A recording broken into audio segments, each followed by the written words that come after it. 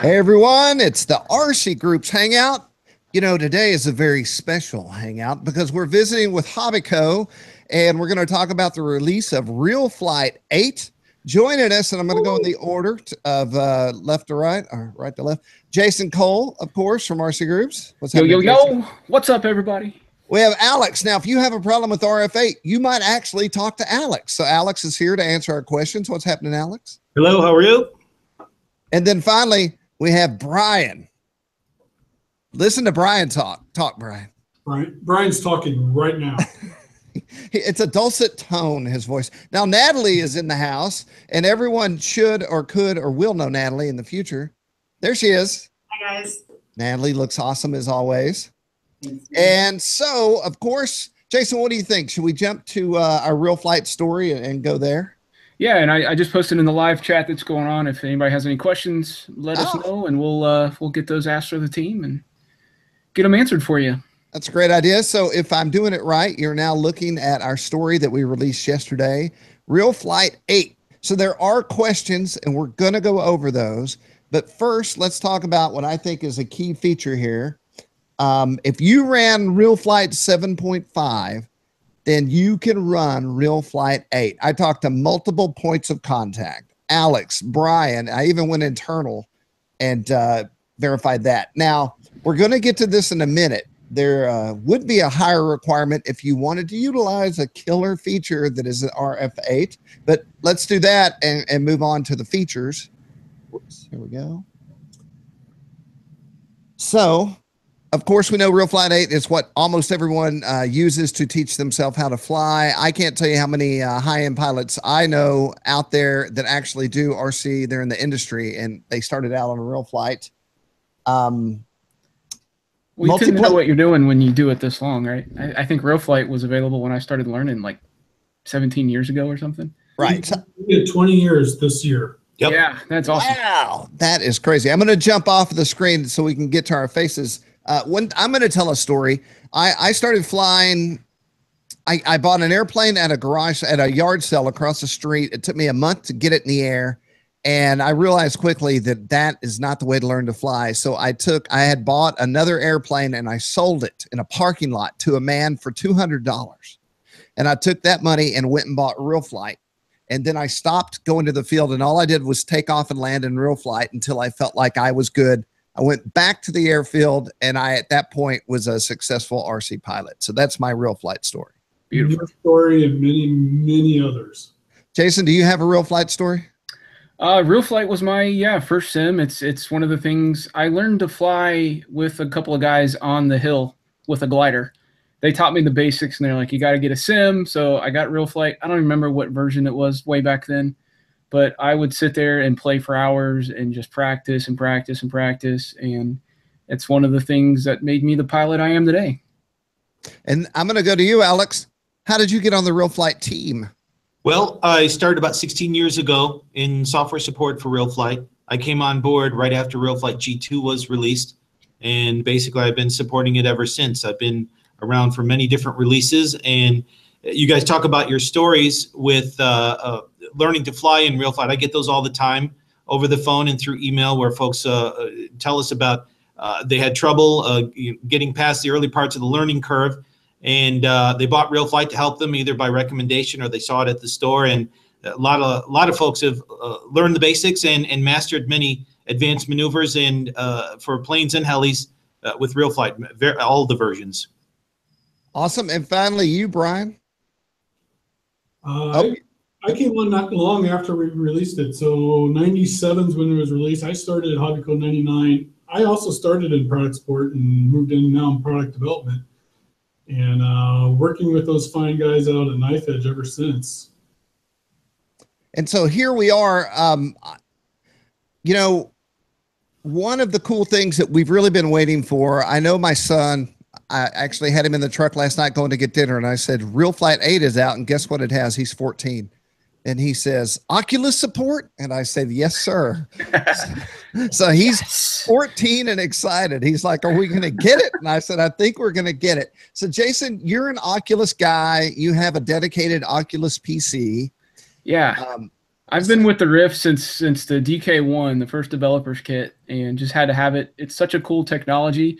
And from the moment I tried it, I was like, why can't I have my RC sim be this? Like where I'm standing or sitting and I'm flying, and instead of the screen moving on my monitor, I can look around in the environment.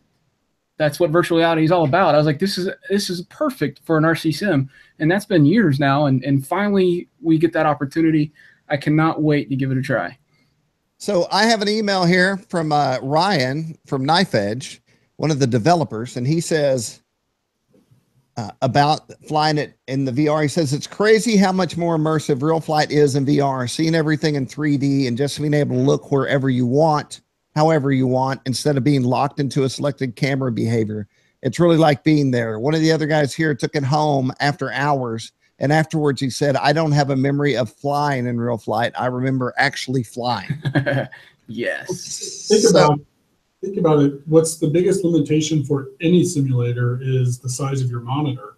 Yeah. But now when you put VR in front of you and you can actually look around like you're out in the real world, you don't have that limitation anymore. That's so cool. After that glowing post, I was like, okay, that's it. I'm definitely going to go find my goggles and get it going. So Jason, do you have any VR related questions for the guys? Yeah, I think the question's been answered, but when you hear VR support for a lot of games, it's you sitting in a virtual like living room environment, like on a virtual couch, and then you're playing the game or whatever on a virtual TV screen. And it's not true virtual reality as far as the game environment, but this is actually you're standing there next to the runway from that perspective. Do we have multiple perspectives like you do in the game that you can shift around to? If it's at a 3D airport, yeah, absolutely. Yeah. From inside the airplane in the cockpit view. So you mentioned 3D environment. Isn't that the only thing that you can model in VR, or do you have photorealistic? Yeah, you still have the photo fields, which are photorealistic. Really? Because they are photo fields, they're panoramic images. You can't move your camera around in a field like that. Gotcha. Yeah. But you can are in those fields, but again, you're just standing in one spot.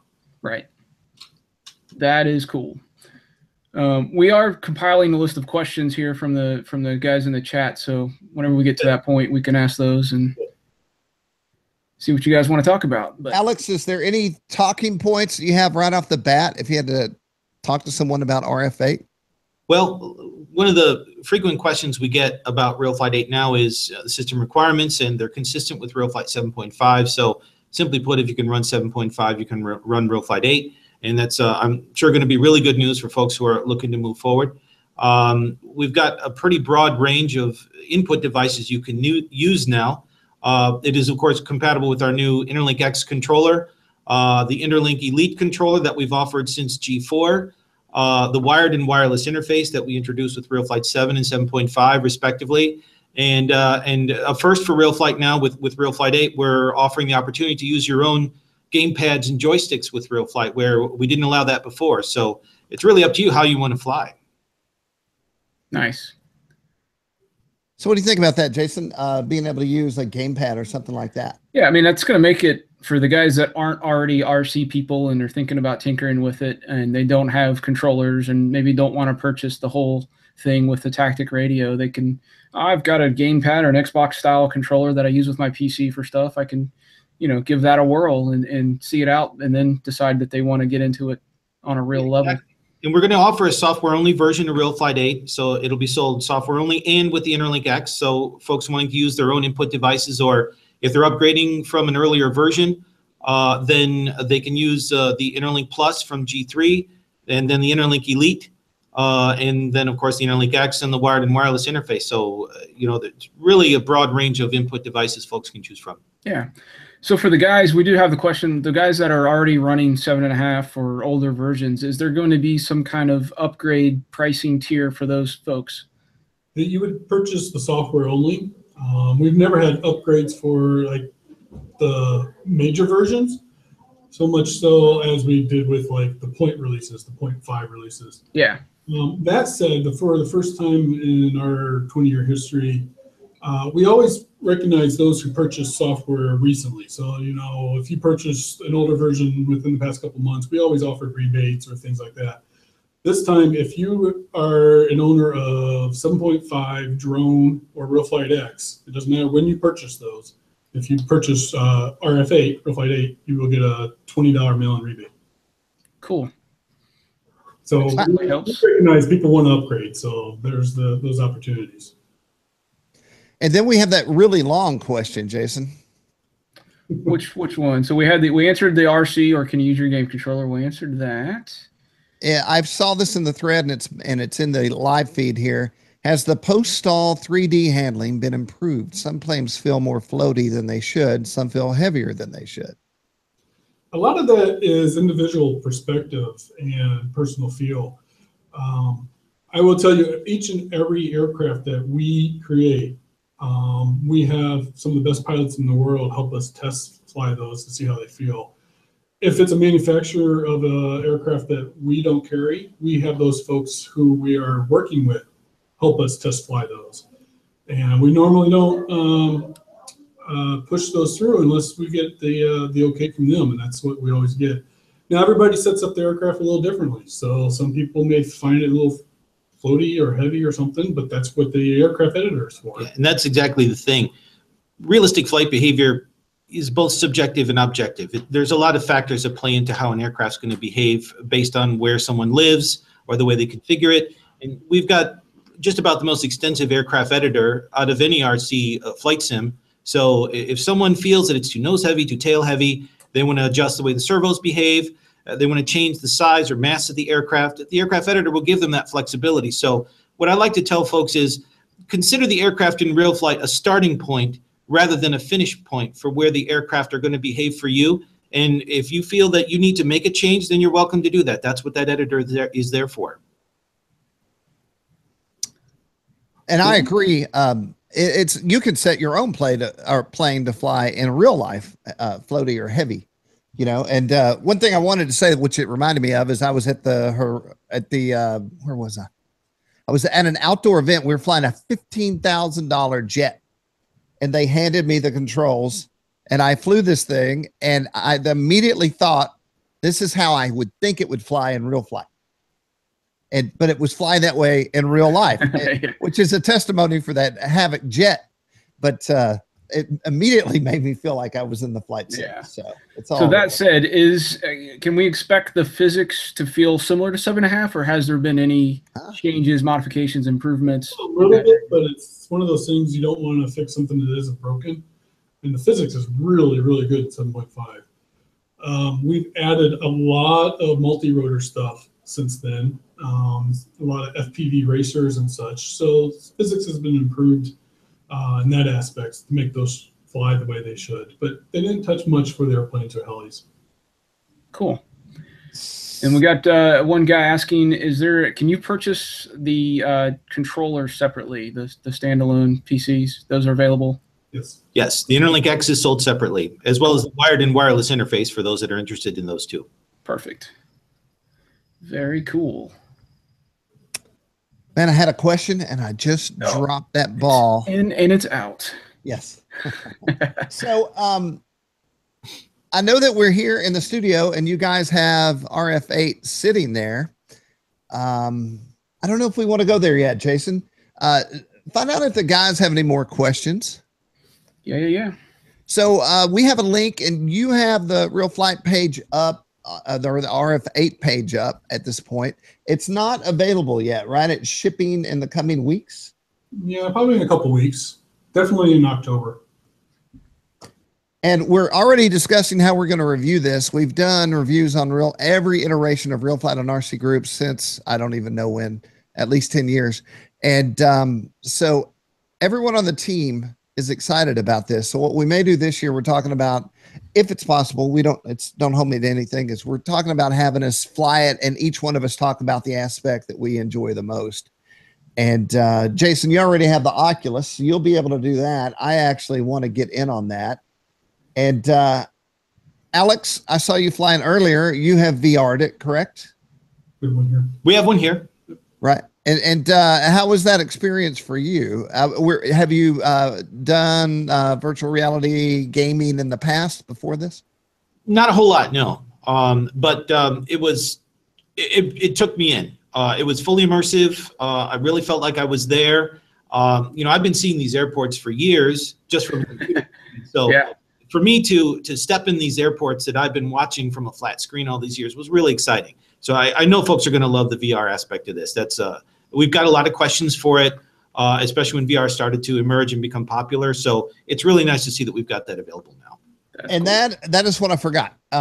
Jason and I both. Now Jason is into sailplanes and a lot of other things, but my main thing, everything in my workbench are winged aircraft with pan and tilt or fixed FPV cameras in the nose. And so with the last iteration of RealFlight, I was saying, man, we have 3D fields like the abandoned airfield where you can fly through the hangars and all that stuff. And I was like, if I could get goggles in on this, this would be almost exactly like really flying FPV. Don't you think, Jason? I mean, what's the difference in that in real life? Well, this is, yeah. I mean, that is true. I wonder how the first person camera view will look in virtual reality. I don't know. Yeah, we'll have to try that out. Maybe these guys know. But yeah, there's a stark difference between standing there flying it in virtual reality, third person. You're watching the airplane just like you do now without FPV. I don't know how that's going to translate to flying FPV and virtual goggles in virtual reality. There is a slight difference where your FPV goggles is nothing much more than a monitor in front of your eyes, just showing you a camera feed.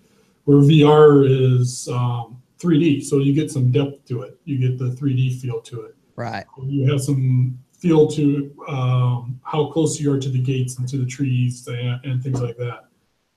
Which you don't get in actual FPV goggles. Right. Now, is there a virtual FPV goggle that kind of comes down over your face in the VR portion of the sim here? No, you just put the VR on, and if you start doing that, I mean, with VR goggles, here we go. Come in here. Hi, guys. Hey, there it is. Are you in a virtual world, Natalie? So it is just, I see all the tents, tables, folding chairs. She's in the Matrix now. I'm in the Matrix. You know, there is a movie coming out where people all live in a virtual reality world and refuse to interact in the physical world. So maybe we're on the cusp of that today. Well, I'm sure Jason can attest to this, but in my experience, when you put VR on, you've got the headphones on with the sound and stuff, and you just want to spend like maybe 5-10 minutes playing a game. And you take your goggles off and you realize 4 hours just went by. Yeah. You have no idea what's going on the outside world when you got these things on. It's crazy. Yeah. I'm an idea guy. I like to throw spaghetti on the wall. With all the FPV contests going on and DRL and it's on TV now, I could see us having some sort of FPV competition in world with RealFlight and taking all of this to the next level with online. And let's talk about that. That's a great question. Online, my favorite part of RealFlight. That is a part. It's not a part of 10, but it is a part of 8. Correct? Multiplayer is there. Very cool. And I could FPV multiplay. You can. You mean VR? We were doing some video recordings of it earlier this week or last week. I forget when it was. And one of the guys at Knife Edge had VR goggles on. He said it's helpful and not. In combat, it helps because you can actually look around to try to find it. But you're always shooting forward, so you got to come back and find your view looking forward to make sure you are on target for where you're shooting. So it helps and hinders at the same time. So it's one of those feel things. Need like an auto center button, like we do on our goggles. You don't want that with VR goggles because then you're always recalibrating yourself and you're going to find yourself spinning all over the place. Right. All right, here's an important question. In the multiplayer section, is there a way to prevent people from smoking out the game? Yes. There's a variety of options for getting rid of unruly players. You can boot someone, of course. You can just boot them from the game. Of course, that if they come back, then you can ban them. You can create a private session using a password so that no one gets in other than those that you allow. So there's a variety of options there.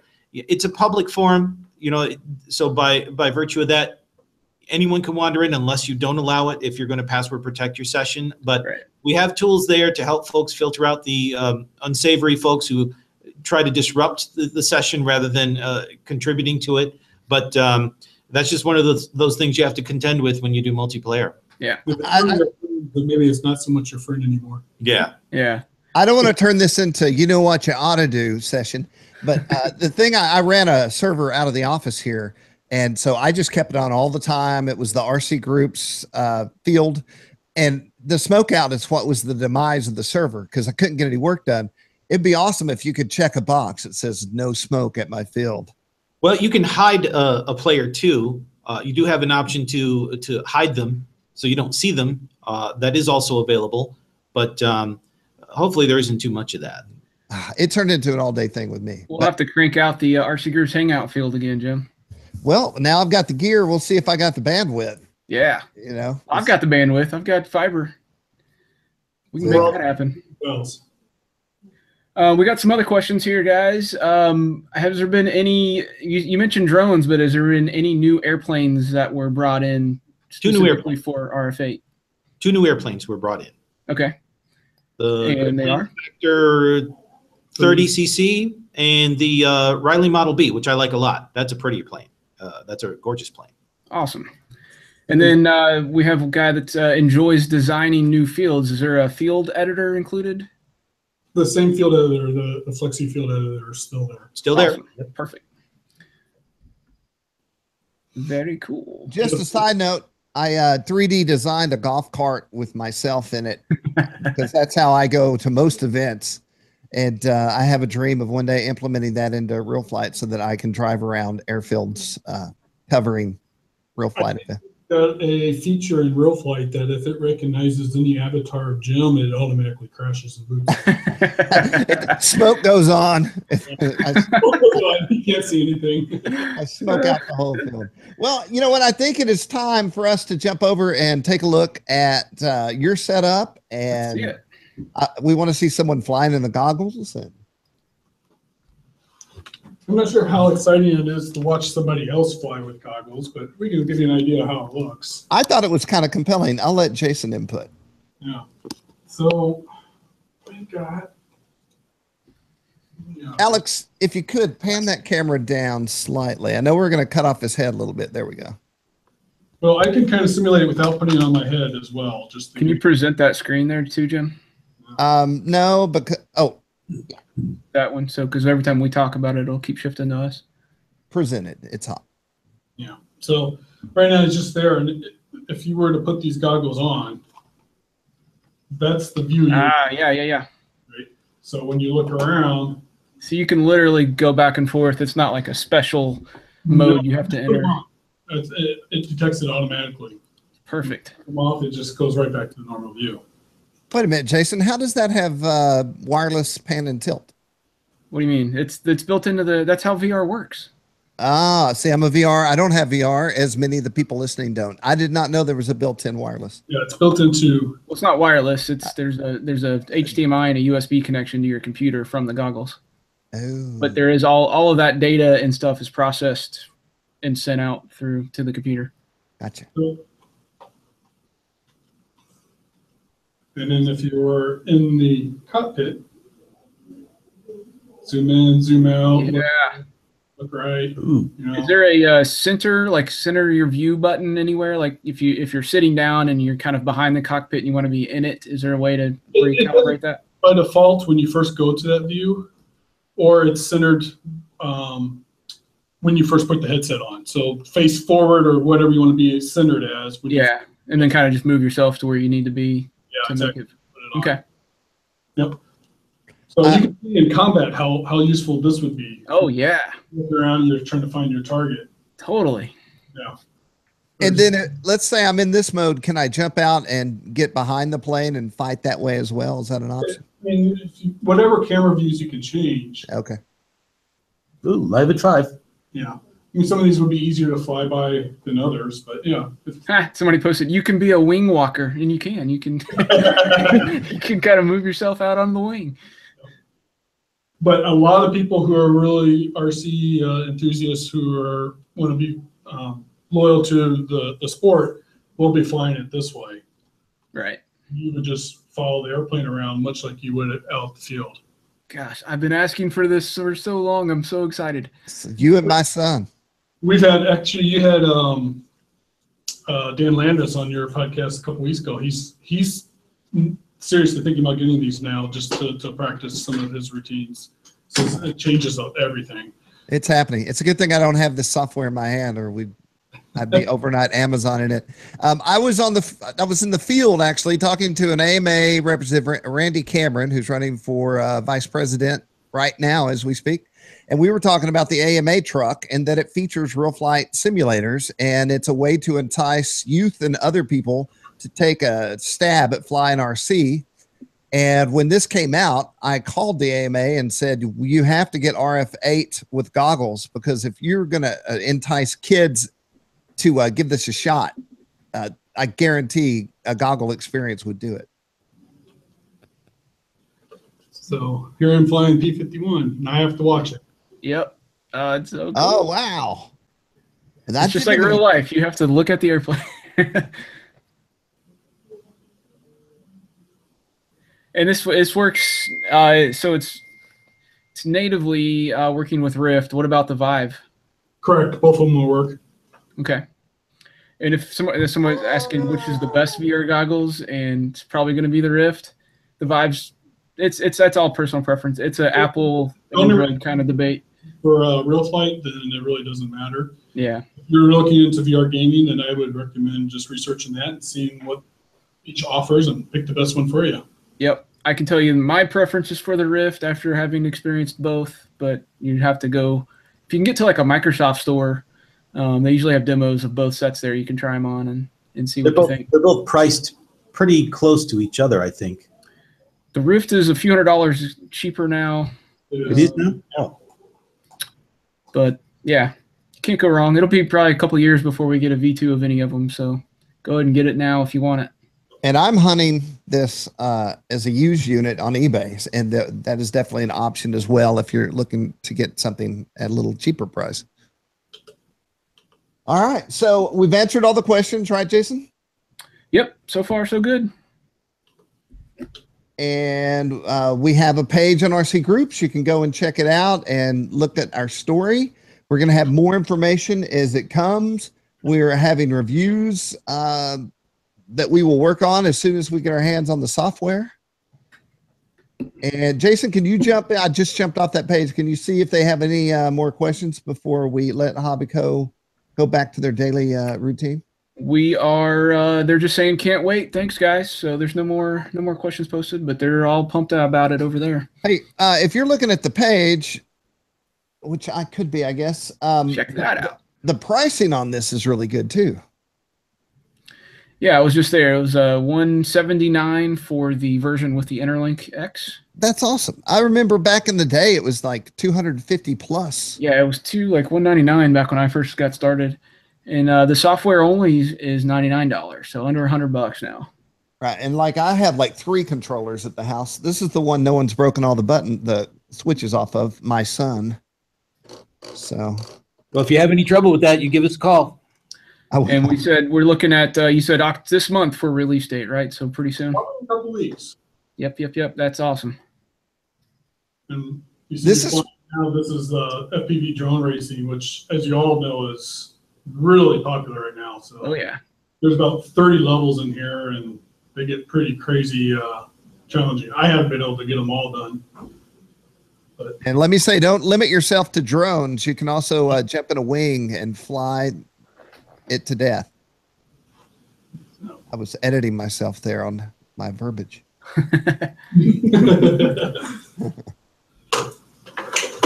All right, guys. Well, Alex, I look forward to possibly talking to you with my questions in the future.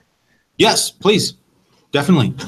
And Brian, I sure appreciate you taking time to come talk to us about this new release. I think it's interesting that we have an in-between the 10, which is made for a hyper gaming system, and RF8, which is for everyone, and it includes VR. So, oh yeah. Yeah, I feel like you guys crushed it. Definitely ask Santa Claus because it's coming. And Jim, when you get that computer today and you unbox it and everything, give us a call. We'll do some multiplayer. All right. Well, I got to have the software.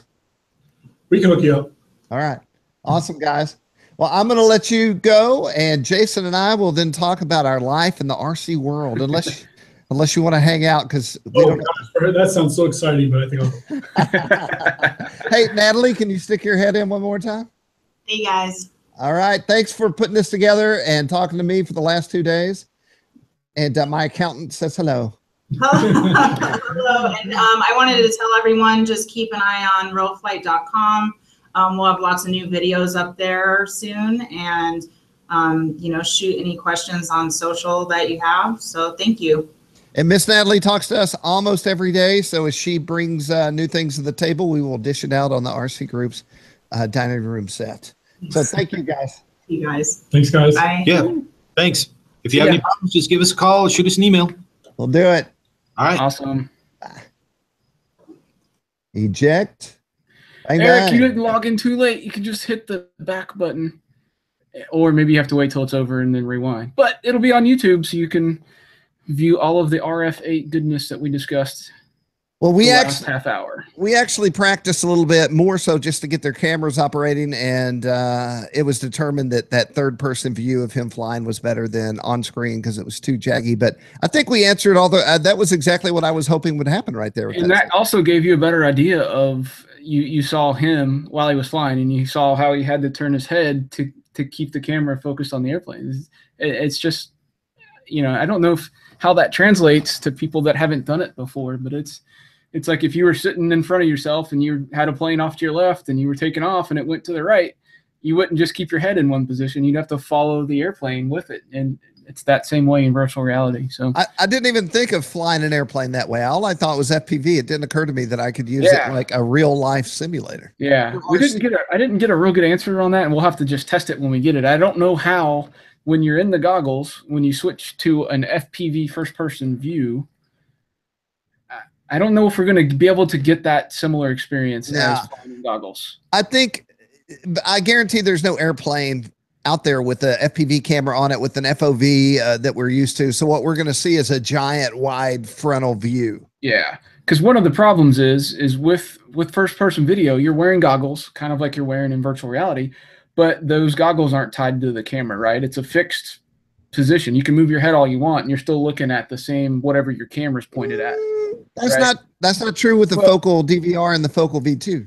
It is true unless you have pan and tilt. Right. They have built-in wireless pan and tilt. Drone racers, almost nobody uses pan and tilt except you're doing long range, and you just think it's more of a faddy kind of thing. It's used but not greatly. So when you think traditional FPV, you're thinking fixed camera position stuff.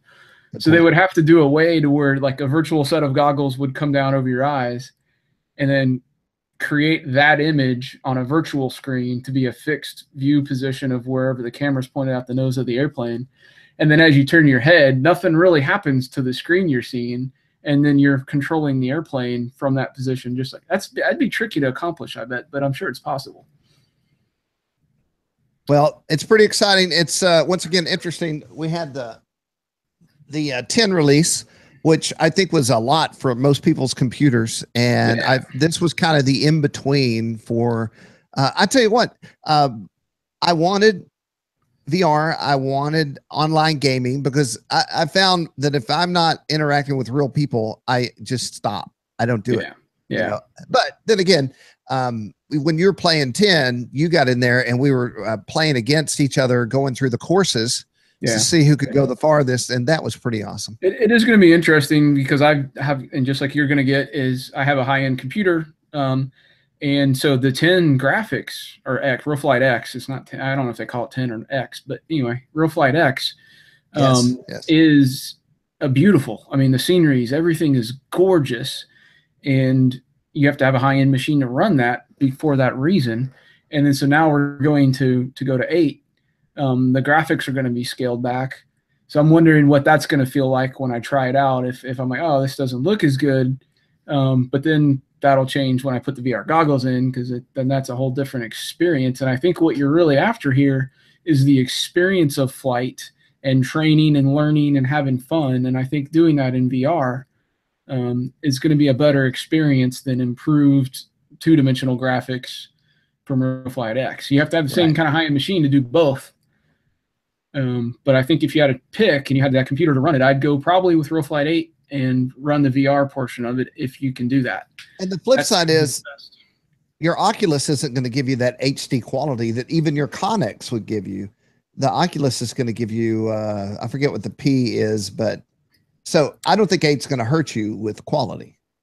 No, yeah, I mean the VR quality isn't up to standards like 4K monitors and stuff. It's not gonna. It doesn't look anything like that. They're 1080p screens, but they're really close and magnified, so you still get a little bit of the screen door effect they call it, where you can see the little pixel lines. Now it's greatly improved over the developers' versions of the Oculus, but it's not. You're not going to go in there and expect to have crystal clear, high HD images, and it's good enough to where it's really immersive and it still feels like you're there. That kind of like falls away based on the experience of what you're doing. Your brain just enjoy it. Yeah. Your brain will take care of fill in the gaps. I thought my computer was sliding in the door. No, come on in. I'm so excited. Speaking of my computer, speaking of VR, speaking of, well, Jim, what would I need to run that? One of us, maybe me, I want to do a side feature on RF8 and goggles, or not goggles, but VR, and what you would actually need, how you would hook it up. And then there'll be a whole section on awesome and why it's awesome. But here's what I have. Here's what I ordered yesterday. It wasn't a crazy amount of money. I sold off once a year. I sell off airplanes I don't fly. I did that. That allowed me to purchase this. It's a Core i7 6700. So that means that this is not the newest core on the market, but it's a 3.4 to 4.0 gigahertz. So I think 3.4 is standard, and then you could speed it up to 4.0. Right. What do they call that? Overclocking. Overclocking, yeah.